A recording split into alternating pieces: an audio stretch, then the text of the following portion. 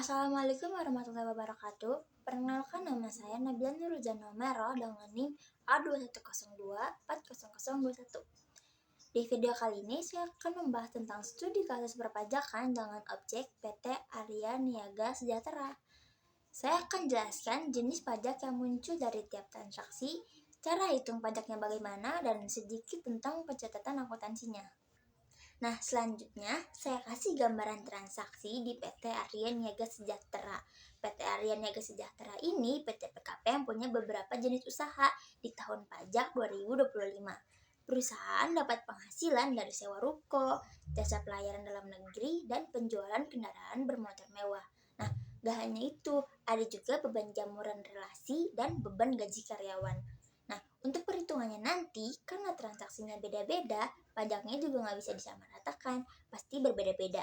Nah, untuk ketentuan pajaknya, sewa ruko dikenakan PPh final pasal 4 ayat 2, dan pelayaran dikenakan PPh pasal 15. Penjualan kendaraan mewah dikenakan PPN dan juga PPNBM, dan perusahaan ini pakai basis aktual.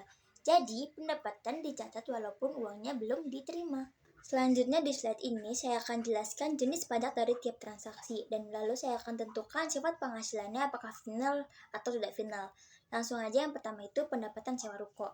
Pendapatan dari sewa ruko ini dikenain PPh final pasal 4 ayat 2. Tarifnya itu 10%. Nah, dibilang final karena setelah pajak dipotong, penghasilan ini sudah selesai pajaknya dan nggak digabung lagi dengan penghasilan lain. Nah, kenapa disebut final? Karena pajaknya itu langsung ditentuin di awal, nggak dihitung lagi di PPh badan dan nggak mempengaruhi PKP. Selanjutnya itu pendapatan jasa pelayaran dalam negeri. Nah, pendapatan jasa pelayaran dalam negeri ini dikenain PPh pasal 15. Pajaknya itu nggak langsung dari omset, tapi dihitung berdasarkan norma laba bersih. Nah, karena nggak final, penghasilan ini tetap mempengaruhi perhitungan PPh badan. Nah, PPh pasal 15 ini sifatnya angsuran pajak, bukan pajak akhir. Selanjutnya itu yang ketiga, penjualan kendaraan bermotor mewah.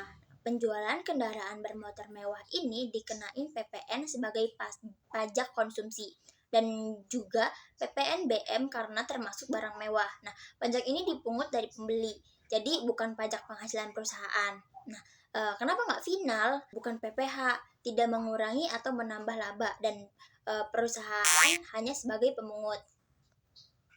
Selanjutnya yaitu yang keempat, beban jamuan relasi. Nah, beban jamuan relasi ini nimbulin pajak, tapi juga nggak boleh jadi pengurang pajak karena nggak dilengkapin sama daftar normatif. Nah, masalahnya bukan di biayanya, tapi di kelengkapan administrasinya. Selanjutnya itu ada beban gaji karyawan. Nah, beban gaji karyawan ini dikenain PPh pasal 21.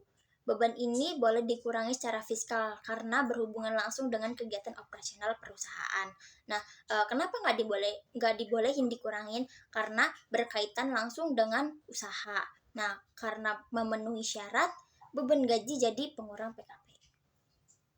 Selanjutnya saya akan menghitung pajak terutang. Yang pertama, pendapatan sewa ruko, yaitu 240 juta untuk 1 tahun. Nah, karena tarif PPh finalnya 10%, jadi hasil pajak terutangnya itu 24 juta. Selanjutnya, menghitung PPh pasal 15 pelayaran. Untuk jasa pelayaran ini yang dipajaki bukan langsung omsetnya. Pertama, dihitung dulu penghasilan netonya. Nah, penghasilan netonya itu 4% dari 1,5 miliar. Nah, hasilnya itu 60 juta. Dari situ dikenain PPh badan 22%. Jadi pajak terutangnya itu 13,2 juta. Jadi pajaknya kena ke laba normatif, bukan ke omset mentah. Selanjutnya itu kita akan menghitung PPN dan PPNBM. Nah, penjualan kendaraan mewah ini nilainya 800 juta.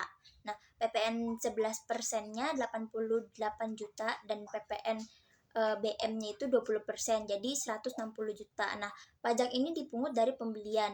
Jadi di perusahaan ini dicatat sebagai utang pajak. Nah, karena pajak ini tidak langsung, ini jadi nggak mempengaruhi laba perusahaan. Nah, ringkasan pajak terutangnya kalau dirangkum tuh jadi kayak pajak terutang perusahaan ini terdiri dari PPh final pasal 4 ayat 2 24 juta, dan PPh pasal 15 13,2 juta, PPN-nya itu 88 juta, dan PPNBM-nya itu 160 juta. Selanjutnya itu jurnal akuntansi pajak. Nah, di transaksi sewa rokok ini perusahaan nyewain rokok dan perusahaan berhak menerima uang 240 juta dari sewa rokok tersebut. Nah, kenapa piutang disimpan di debit? Karena uangnya itu belum tentu langsung diterima perusahaan, tapi perusahaan punya hak buat nagih. Nah, hak nagih itu kan akan jadi aset karena bertambah aset. Nah, kalau aset bertambah itu saldo itu normalnya di debit. Nah, kenapa pendapatan disimpan di kredit? Karena perusahaan sudah dapat penghasilan dari sewa. Nah, pendapatan bertambah itu saldonya di kredit. Lalu yang kedua itu PPh final sewa ruko. Dari sewa ruko ini langsung muncul pajak final 10%. Nah, kenapa beban pajak disimpan di debit? Karena pajak ini ngurangin laba perusahaan. Nah, beban nambah itu saldonya di kredit. Nah, kenapa utang PPh di kredit? Karena pajak itu belum dibayar ke negara. Kewajiban nambah plus saldo di kredit. Saldonya itu di kredit. Nah, yang ketiga itu pendapatan jasa pelayaran. Nah, perusahaan ngasih jasa pelayaran itu dan punya hak nerima 1,5 miliar. Nah, kenapa piutang itu saya simpan di debit? Karena ada hak nagih. Nah, pendapatan saya simpan di kredit karena penghasilan itu bertambah. Logikanya sebenarnya sama kayak sewa rokok tadi, cuma jenis usahanya berbeda. Selanjutnya itu yang keempat, PPh pasal 15 jasa pelayaran. Nah, dari jasa pelayaran ini muncul pajak penghasilan berdasarkan laba normatif. Nah, beban pajak itu disimpan di debit soalnya pajak ini beban perusahaan. Nah, untuk utang PPh ini dikredit karena pajaknya itu belum disetor. Selanjutnya itu yang nomor 5, penjualan kendaraan bermotor mewah. Nah, di sini perusahaan jual kendaraan dan mungut PPN dari PPNBM sama PPNBM dan dari pembelian itu. Nah, kenapa piutang di debit besar? Karena perusahaan berhak nagih semua, termasuk harga mobil, PPN, dan PPNBM-nya. Jadi totalnya masuk piutang, saldonya di debit.